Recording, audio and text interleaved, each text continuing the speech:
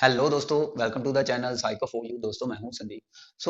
आपको पता है हमारा सेशन चल रहा है चाइल्ड डेवलपमेंट एंड पेडागोजी का। ठीक है। सीडीपी को लेकर हम क्लासेस डिस्कस कर रहे हैं। अगर आप किसी भी स्टेट लेवल के टेट से रिलेटेड तैयारी कर रहे हो, तो जो भी आपका चाइल्ड डेवलपमेंट एंड पेडागोजी है, अगर आप उसको अच्छे तरीके से स्ट्रॉन्ग करना चाहते हो, तो प्लीज हमारे चैनल को ज्वाइन कर लें। ज्वाइन करने के लिए आप चैनल को सब्सक्राइब कर सकते हैं। चलिए हम स्टार्ट करते हैं अपना टॉपिक। गाइज, आपको पता है कि अगर मैं अपने लास्ट टॉपिक की बात करूँ, यहाँ पे आप देख सकते हो जो हमारा लास्ट टॉपिक था वो था थ्री डिमेंशनल थ्योरी। ठीक है। थ्री डिमेंशनल थ्योरी, जिसको हम स्ट्रक्चरल थ्योरी भी कह सकते हैं, जो कि जेपी गिलफोर्ड ने दी थी। अगर आप हमारा यह टॉपिक देखना चाहते हो, तो इसी वीडियो के डिस्क्रिप्शन में आपको लिंक मिल जाएगा। ठीक है। वहां से आप यह टॉपिक देख सकते हो। ठीक है। लगभग हमने नियर अबाउट 25 क्लासेस कर ली हैं, और यह हमारा 26th लेक्चर है। ठीक है। 26th लेक्चर है। 25 लगभग हमने क्लासेस डिस्कस कर ली हैं। लास्ट वीडियो जो कि 25 नंबर पे आती है, वो हमारी थ्री डिमेंशनल थ्योरी थी। तो यह आप देख सकते हो हमारे प्रीवियस लेक्चर में। ठीक है। आज जो हमारा कॉन्सेप्ट है, ठीक है, तो उसमें मैं बता देता हूँ उसमें हम कौन कौन सी चीजें करेंगे। गाइज, आज हम यहाँ पे जो थ्योरी डिस्कस करने वाले हैं, देखो हमने थ्री डिमेंशनल थ्योरी कर दी है, जेपी गिलफोर्ड ने जो दी थी। ठीक है। और जो आज हमारा कॉन्सेप्ट है, इसको हम कर लेते हैं ट्राई आर्किक थ्योरी।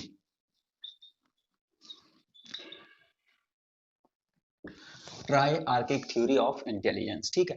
हम ट्राई आर्किक थ्योरी कर लेते हैं, जो कि हमारे पास इसके जो प्रोपाउंडर थे वो थे रॉबर्ट स्टर्नबर्ग। ठीक है।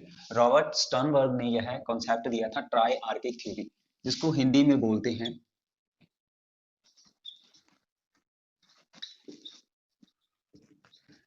त्रिचापीय सिद्धांत। देखो, छोटा सा कॉन्सेप्ट है, कोशिश करेंगे थोड़ा जल्दी से इसको हम खत्म कर दें, क्योंकि त्रिचापीय सिद्धांत, तो देखो ट्राई और ट्री कहने का मतलब, हम इसमें तीन, देखो हमने इंटेलिजेंसी के बारे में पढ़ा कि वह हमारे पास बेसिकली एबिलिटीज ही होती है ना। हमने यही डिस्कस किया था कि वह योग्यताएं होती हैं किसी भी तरीके से। उन योग्यताओं को किसी ने इसको वन फैक्टर कह दिया, किसी ने टू फैक्टर का नाम कह दिया, किसी ने आगे जाकर के फिर इसको सॉरी ग्रुप फैक्टर में कन्वर्ट कर दिया, फिर उसके बाद मल्टी फैक्टर चला गया है ना। इसी इसी तरीके से जो हमारे पास रॉबर्ट स्टर्नबर्ग थे, उन्होंने इन्हीं एबिलिटीज को ट्राई आर्किक नाम दे दिया। ठीक है।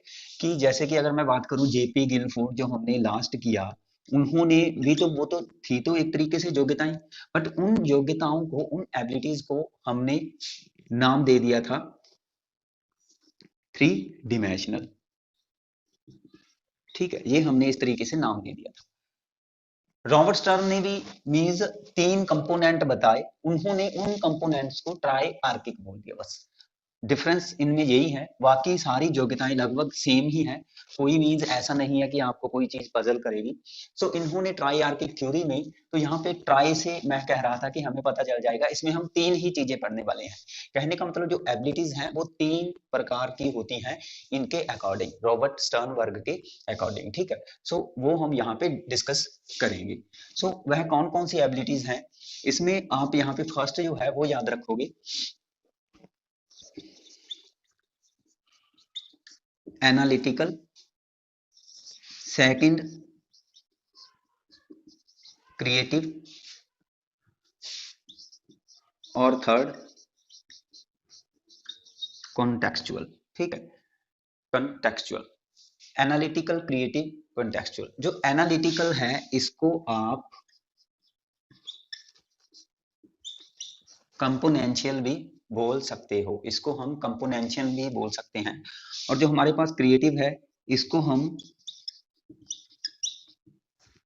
एक्सपीरियंस से रिलेटेड था, एक्सपीरियंशियल, इसको हम बोलेंगे एक्सपीरियंशियल, इस तरीके से। ठीक है। और जो कॉन्टेक्चुअल है, इसको हम प्रैक्टिकल इंटेलिजेंसी में रखेंगे। ठीक है। इसको मैंने इसलिए आपको स्टार्टिंग में बता दिया, ये तीनों कंपोनेंट को, क्योंकि हर कंपोनेंट का एक अलग से नाम है। ठीक है। आपको पेपर में किसी भी तरीके से पूछा जा सकता है। एनालिटिकल को आप कंपोनेंशियल बोल सकते हो, क्रिएटिव को हम एक्सपीरियंशियल बोलेंगे, और कंटेक्चुअल को हम प्रैक्टिकल बोलेंगे। ठीक है। एनालिटिकल कहने का मतलब विश्लेषणात्मक, ठीक है, इसको आप हिंदी में विश्लेषणात्मक बुद्धि बोलोगे। तो कई बार क्वेश्चन आए कि एनालिटिकल इंटेलिजेंसी, ठीक है, किसमें आती है, तो वो याद रखोगे ट्राइआर्टिक थ्योरी में। ऐसे ही इसको हम विश्लेषणात्मक बुद्धि, जहां कंपोनेंशियल की बात आए तो इसको घटकीय, ठीक है, घटक, इसका मतलब है घटक, ठीक है, तो घटकीय बुद्धि हम इसको बोलेंगे। क्रिएटिव आपको पता है, इसको हम सृजनात्मक में रखेंगे। एक्सपीरियंशियल, इसको हम अनुभवात्मक, ठीक है, यह अनुभव से रिलेटेड है। कॉन्टेक्चुअल, इसको हम रखेंगे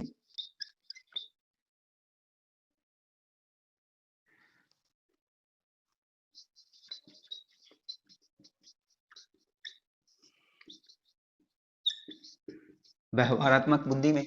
और प्रैक्टिकल में देखो, प्रैक्टिकल जो हम खुद प्रैक्टिकली करते हैं जिसको, ठीक है, सो इसको हम व्यवहारात्मक बोल सकते हैं, जहां हम इसको एक और नाम आएगा इसका, संदर्भात्मक, ठीक है, संदर्भात्मक, संदर्भ, कॉन्टेक्स्ट का मतलब होता है संदर्भ, ठीक है। तो प्रैक्टिकल, व्यवहारात्मक, कॉन्टेक्चुअल, संदर्भात्मक, क्रिएटिव, सृजनात्मक आप बोल सकते हो, एक्सपीरियंशियल को अनुभवात्मक, ठीक है। सो ये इसके हिंदी में नाम है, लेकिन मैं कहूंगा अगर आप इंग्लिश में याद रखेंगे तो अच्छा होगा। जस्ट इनको जस्ट आपने समझना है, नाम से काफी चीजें क्लियर हो जाती है। देखो, एनालाइज करना आपको पता है कि एनालाइज करना क्या होता है ना। सो एनालिटिकल इंटेलिजेंस में हम वही एनालाइज करना ही पढ़ेंगे। क्रिएटिविटी के बारे में आपको अच्छे तरीके से पता है, कॉन्टेक्चुअल व्यवहार के बारे में आपको अच्छे तरीके से पता है, ठीक है। सो हम इसको अब डिस्क्राइब कर लेते हैं थोड़ा। सो ये आप अपनी कॉपी पे पहले तीनों जो एक तरीके से कंपोनेंट है, आप इसको एबिलिटी बोल सकते हो, कंपोनेंट बोल सकते हो, कुछ भी बोल सकते हो अपने हिसाब से, लेकिन नाम जरूर याद रखना, क्योंकि सिंपली कई बार क्वेश्चन नाम से रिलेटेड आ जाता है, ठीक है। सो नाम जरूर याद रखोगे आप। सो गाइज, आप यहाँ पे हमारे पास देख सकते हो, जो फर्स्ट कंपोनेंट है उसको हमने रखा था एनालिटिकल या कंपोनेंशियल। सो एनालिटिकल, जिसमें आप देख सकते हो कि इसका मेन जो मीनिंग है वो क्या होता है, तो इसमें कह रहे हैं कि इसमें वे योग्यताएं आती हैं, इसमें उन एबिलिटीज को हम इन्वॉल्व करते हैं जिसके बेस पे किसी भी प्रॉब्लम्स को हल करने के लिए हम उसको टुकड़ों में या भागों में बांट देते हैं।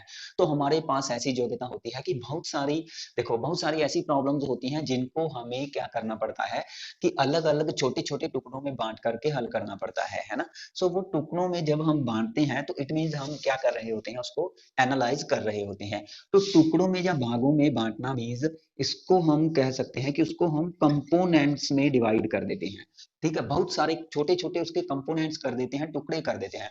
सो इसी कंपोनेंट्स के बेस पे हमने इसको कंपोनेंशियल एबिलिटीज या कंपोनेंशियल जो योग्यता है वो इसको कहा, ठीक है। सो इसमें जो व्यक्ति होता है वह किसी भी प्रॉब्लम को सॉल्व करने के लिए जो भी उसके पास इंफॉर्मेशन होती है, जो भी उसके पास एक्सपीरियंस होते हैं, उसको वह क्या करता है, एनालाइज करता है। सो सिंपल है। इसमें थोड़ा सा मैं आपको बता दूं, एनालाइज करना तो आपको पता है कि क्या होता है, ठीक है। इसमें एक चीज आप और याद रखोगे कि इसको तीन भागों में बांटा गया, जो फर्स्ट है, ठीक है, एनालिटिकल या कंपोनेंशियल, इसको तीन भागों में बांटा गया। फर्स्ट इसमें याद रखोगे हमारे पास नॉलेज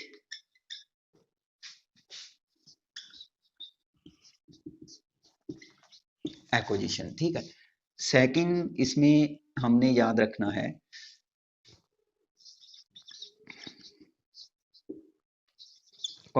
सॉरी, सेकंड कॉग्निशन नहीं था, वैसे कॉग्निशन से रिलेटेड ही है, नाम थोड़ा अलग है। इसमें आप याद रखोगे मेटा कंपोनेंट। और जो थर्ड आता है वो है हमारे पास परफॉर्मेंस, परफॉर्मेंस कंपोनेंट। देखो, जब हम किसी भी प्रॉब्लम को टुकड़ों में बांटते हैं तो रॉबर्ट स्टर्नबर्ग के अकॉर्डिंग हम उसको तीन तरीके से प्रोसेस करते हैं। नॉलेज एक्विजिशन, नॉलेज एक्विजिशन में कहने का मतलब इसका संबंध इंफॉर्मेशन से होता है, ठीक है।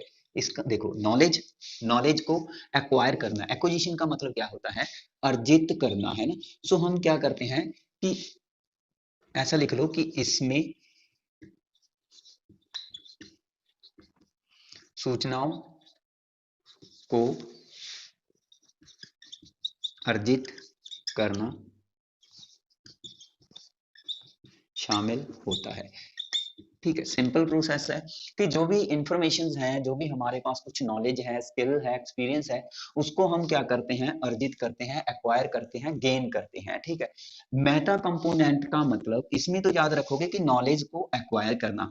अब मेटा मेटा क्या होता है, मेटा एक तरीके से संज्ञान ही होता है। ठीक है, मेटा एक तरीके से संज्ञान ही होता है। सो इसमें जो नॉलेज को अर्जित किया जाता है, मीन्स उसको कैसे किया जाता है। ठीक है, तो इसमें हमारे पास इसमें याद रखोगे कि ऐसा लिख लो कि इसका संबंध संज्ञान से होता है, जिसे जिसमें बहुत सारी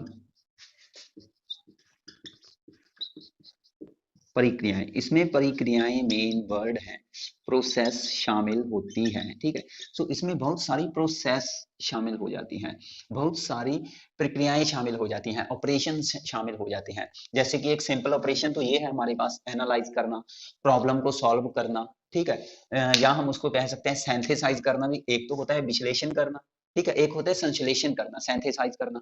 उसमें किसी भी प्रॉब्लम को हल करने के लिए हम क्या करते हैं, हमारे पास जो टुकड़ों में छोटे छोटे इंफॉर्मेशन होती हैं, उनको हम जोड़ते हैं, कलेक्ट करते हैं। जैसे कि अगर मैं बात करूं, हमने किया था ना लर्निंग में, हमने एक थ्योरी की थी, आपको पता होगा, जो कि थी इनसाइट लर्निंग थ्योरी।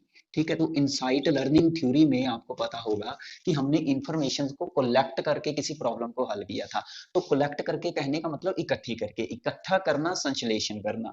ठीक है, तो वो भी एक तरीके से प्रोसेस हो सकती है।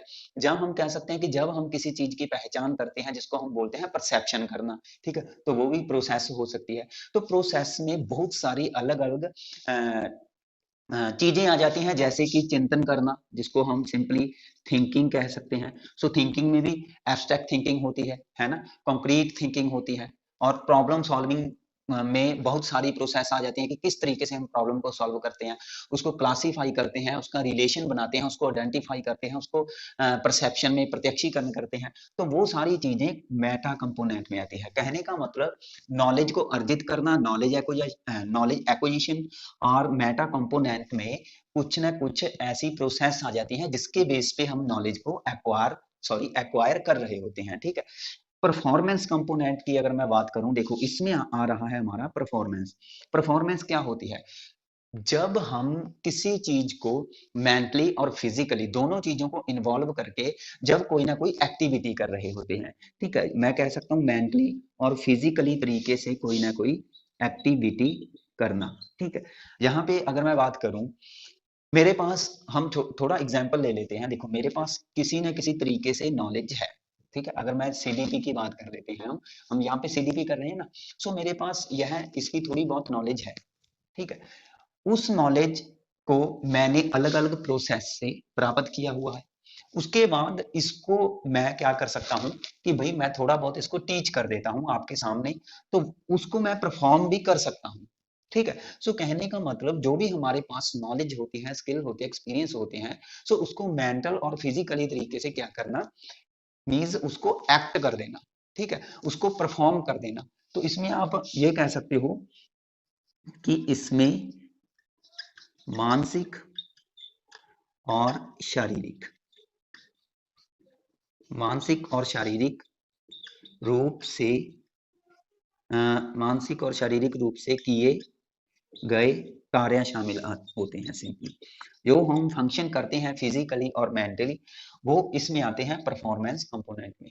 सो एनालिटिकल और कंपोनेंशियल, देखो इसमें कंपोनेंशियल में आप कंपोनेंट्स याद रख लेना कि इसमें हमारे पास कंपोनेंट्स आते हैं। तो वो कौन कौन से कंपोनेंट्स हैं, वो तीन कंपोनेंट्स हैं, नॉलेज एक्विजिशन, मेटा कंपोनेंट और परफॉर्मेंस कंपोनेंट। ठीक है, ये याद रखोगे।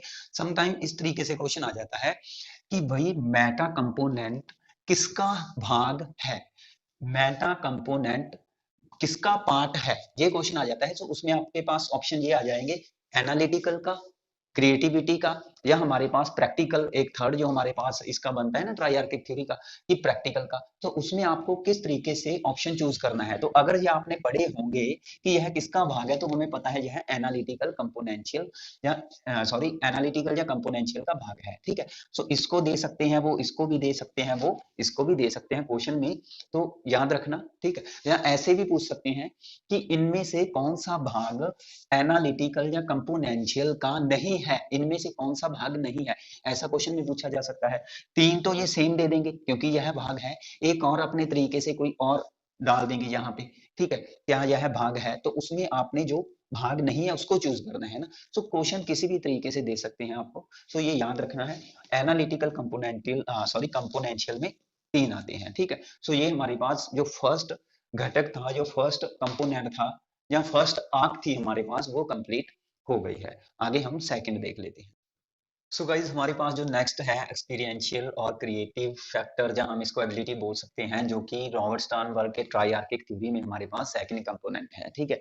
सो इसमें आप देख सकते हो कि किसी भी प्रॉब्लम को हल करने के लिए जो यह एबिलिटी शो करता है, यह होती है हमारे पास कि हमारे पास कुछ पास्ट जो हमने एक्वायर कर रखे हैं या सीख रखे हैं, हमारे पास कुछ ज्ञान होता है, लर्निंग होती है, स्किल होते हैं, एक्सपीरियंस होते हैं, ठीक है। सो उसके प्रयोग के द्वारा उनका यूज करके हम इन सारी चीजों का किसी भी प्रॉब्लम को हल कर सकते हैं। तो किसी भी प्रॉब्लम को हल करने के लिए हम अपनी प्रीवियस नॉलेज, स्किल, एक्सपीरियंस या लर्निंग का यूज करते हैं, ठीक है। तो इसमें व्यक्ति कह रहे हैं कि नए तरीकों से किसी भी समस्या को हल करने की योग्यता रखता है। तो इसमें जो भी उसके पास किसी प्रॉब्लम को हल करने के लिए जो भी समाधान होता है, ठीक है, जो भी उसके पास सॉल्यूशन होता है, सो वो हम कह सकते हैं कि ओरिजिनल हो सकता है या न्यू हो सकता है, या उसमें कहीं वह क्रिएटिव मेथड यूज कर सकता है, ठीक है।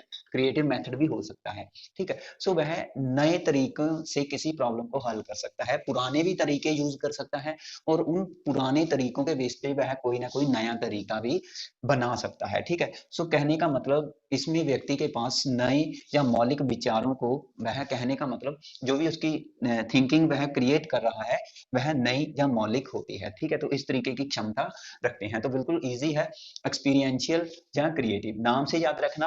देखो एक्सपीरियंस, इसमें अनुभव, अनुभव का मतलब क्या होता है, एक्सपीरियंस, है ना। सो एक्सपीरियंस से अनुभव याद रखना कि इसमें हमारे पास जो अनुभव आ जाते हैं, ठीक है, या जो हमने पीछे सीखे हुए कुछ स्किल्स आ जाते हैं, या नॉलेज आ जाती है, इंफॉर्मेशन आ जाती है, जो कि हम किसी प्रॉब्लम को हल करने के लिए करते हैं, ठीक है। सो क्रिएटिव में याद रखना कि हम क्रिएटिविटी शो करते हैं इसमें, या कोई भी व्यक्ति जो यह योग्यता रखता है, सो वह क्रिएटिविटी दर्शाता है। वह कैसे दर्शाएगा कि हर चीज को मॉडिफाई करना, सो विचारों को क्या करेगा, वह नए तरीके से मॉडिफाई करेगा, क्लियर है। सो ये आप याद रखना एक्सपीरियंशियल। आगे हम नेक्स्ट देख लेते हैं। सो गाइज हमारे पास जो थर्ड है वो है कंटेक्चुअल प्रैक्टिकल, या कंटेक्चुअल या प्रैक्टिकल, ठीक है। हम थोड़ा सिंपल चीज है, कोई ज्यादा मतलब की लंबी चौड़ी बात नहीं है। यह कह रहे हैं कि इसमें व्यक्ति जो भी अपना दिन प्रतिदिन में जो भी हम चीजें करते हैं, डेली लाइफ का जो हमारा रूटीन होता है या शेड्यूल होता है, सो उसमें जो भी अलग अलग प्रॉब्लम्स हमें फेस करने को मिलती हैं, सो उसको कैसे हल करना है, ठीक है। इसमें लगभग हम व्यवहारिक कार्यों को निपटाते हैं। तो व्यवहारिक कार्यों का संबंध होता है कि लगभग सुबह उठने को लेकर के और शाम तक सोने से पहले, ठीक है। सुबह जब हम उठ जाते हैं उसके बाद जो भी हमने करना है, और शाम रात को सोने से पहले जो भी हमने चीजें करनी होती हैं, वो सारी कॉन्टेक्चुअल या प्रैक्टिकल का हिस्सा है, ठीक है, इस इंटेलिजेंसी में आती है। इसमें कह रहे हैं कि व्यक्ति इजिली तरीके से जो भी उसका एनवायरमेंट होता है या सोसाइटी होती है, इजिली तरीके से उसमें स्वयं को सेल्फ एडजस्टमेंट कर सकता है, ठीक है। अपने आप को कैसे सरवाइव करना है, ठीक है, डेली लाइफ में जो भी प्रॉब्लम्स आती हैं, जो भी रिस्क होते हैं, ठीक है, तो उससे, तो जैसे कि अगर मैं सिंपल बात करूं कि एक टीचर है, वह सुबह उठता है तो उसे पता होता है कि भाई उसने इस टाइम पे स्कूल जाकर के कौन कौन से टॉपिक और कैसे चीजों को हैंडल करना है, और उसने शाम को क्या करना है ना। एक ऐसे ही एक सिंपल हम कह सकते हैं कि एक इंजीनियर है ना, उसे पता है कि आज उसने क्या करना है, तो वो कार्य सारे किसमें आएंगे, कॉन्टेक्चुअल या प्रैक्टिक। एक बिजनेसमैन है, उसे पता है कि अपने बिजनेस में उसने किस तरीके से प्रॉफिट अर्न करना है, या कैसे चीजों को उसने क्या करना है, सेल करना है ना। सो ये सारे मीन्स जो कार्य होते हैं, इसमें हम कह सकते हैं कि हम डिसीजन लेते हैं, ठीक है, इसमें हम डिसाइड करते हैं कि हमने एट ए टाइम हमारे सामने एक तरीके की सिचुएशन बन गई है और उससे कैसे निकलना है। ठीक है, सो यह कॉन्टेक्चुअल और प्रैक्टिकल इंटेलिजेंस या एबिलिटी का हिस्सा होते हैं। ठीक है, सो इसमें हम इजिली तरीके से अपने आप को एडजस्टमेंट करने की कोशिश करते हैं। सो सिंपली याद रखना कि दिन प्रतिदिन जो भी हमारे कार्य होते हैं, जो हम निपटारा कर रहे होते हैं, वो कॉन्टेक्चुअल या प्रैक्टिकल में आते हैं। ठीक है, एक जैसे कि एक आधा एग्जाम्पल और ले लें कि एक एथलेटिक्स है ना, खिलाड़ी है, उसे पता है कि आज उसका अगर मैच है तो उसने किस किस तरीके की टेक्निक यूज करनी है, कैसे उसने अपने आप को मीन्स अपने आप को इस तरीके से परफॉर्म करना है या अपने आप को इस तरीके से ढालना है कि वह क्या कर जाए, अपना जो भी मैच है उसको जीत भी जाए, है ना। सो जहां अगर मैं बात करूं कि अगर क्रिकेट मैच में है की बात करें तो खिलाड़ियों को कि किस तरीके से एक स्ट्रेटजी यूज करनी पड़ेगी, है ना। सो वहां पे अगर कैप्टन रहेगा तो उसको पता है कि किस तरीके से मैंने अपनी टीम को मैनेज करना है, फील्डिंग कैसे लगवानी है ना, वो सारी चीजें हैंडल करेगा। सो वो कंटेक्चुअल या प्रैक्टिक कहने का मतलब सुबह जब हम उठ जाते हैं उसके बाद हमारे कार्य जो स्टार्ट हो जाते हैं। ठीक है, सो वो हम लगातार शाम तक करते जाते हैं, तो वो किस में आ जाते हैं, वो कंटेक्चुअल या प्रैक्टिकल में आ जाते हैं। इजी सा कॉन्सेप्ट था। ठीक है, इसमें हम तीन चीजें हमने यहाँ पे इसमें डिस्कस की हैं, तो याद रखना तीनों को कभी मत भूलना। ठीक है, सो ट्राई आर्किक थ्योरी, देखो तीन कंपोनेंट हमने यहाँ पे डिस्कस किए हैं। एक तो हमारे पास एक्सपीरियंस, सॉरी, एक तो था हमारे पास जो फर्स्ट है वो जिसको हमने लिखा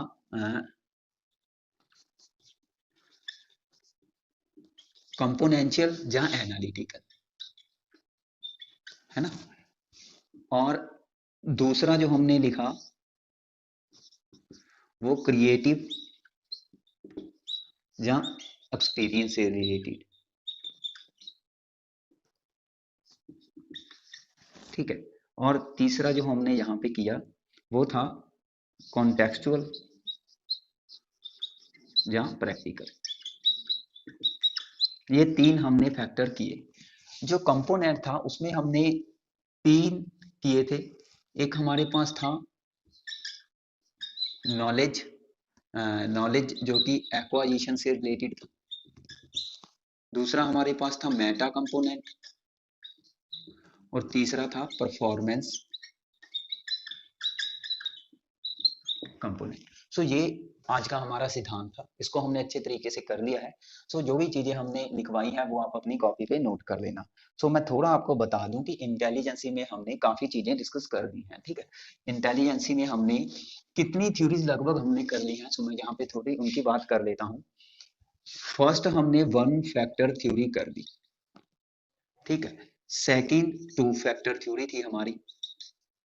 ठीक है, थर्ड हमारी थी ग्रुप फैक्टर थ्योरी। फोर्थ हमारा जो सिद्धांत था वो था मल्टी फैक्टर थ्योरी। इसी सिद्धांत में हमने मल्टी फैक्टर थ्योरी में हमने, क्योंकि वो सेम पर्सन थे, टाइप्स ऑफ इंटेलिजेंसी किया था जो कि एडवर्ड थॉर्नडाइक थे, ये आपको पता होगा। ठीक है, और सिक्स्थ हमने किया था, जो लास्ट हमारा टॉपिक था वो था थ्री डिमेंशनल थ्योरी। ठीक ठीक है, थ्री डिमेंशनल थ्योरी। और जो हमने आज किया है सेवंथ नंबर पे, ये आप देख सकते हो, ये था ट्राई आर्किक थ्योरी। ठीक है, वन फैक्टर थ्योरी एल्फ्रेड विनी थे, टू फैक्टर थ्योरी स्पीयरमैन थे, ग्रुप फैक्टर थ्योरी हमारे पास लुइस थ्रस्टन थे, मल्टी फैक्टर और types of intelligence Edward Thorndike थे, और जे हमारे पास आते हैं जेपी गिलफोर्ड। ठीक है, जेपी गिलफोर्ड थे हमारे पास थ्री डिमेंशनल के, और try archaic theory Robert Sternberg. ठीक है, ग्रुप फैक्टर थ्योरी याद रखना ये लुइस थ्रस्टन थे। ठीक है, सो ये हमने कॉन्सेप्ट किए हैं, ये आप देख लेना। प्रीवियस लेक्चर हमारे सारे डिटेल वाइज इसमें स्टडी पड़ी है, सो नोट्स बना लेना आपने। ठीक है, सो गाइस ये हमारा छोटा सा कॉन्सेप्ट था। अगर आपको हमारी वीडियो अच्छी लगी तो प्लीज वीडियो को लाइक करें, शेयर करें, अच्छे अच्छे कमेंट किया करें, हमारे चैनल को सब्सक्राइब करें और बेल आइकन को भी जरूर प्रेस कर लें ताकि वीडियो के नोटिफिकेशन आपको मिल जाए। सो मिलेंगे कल के लेक्चर में। Thanks for watching.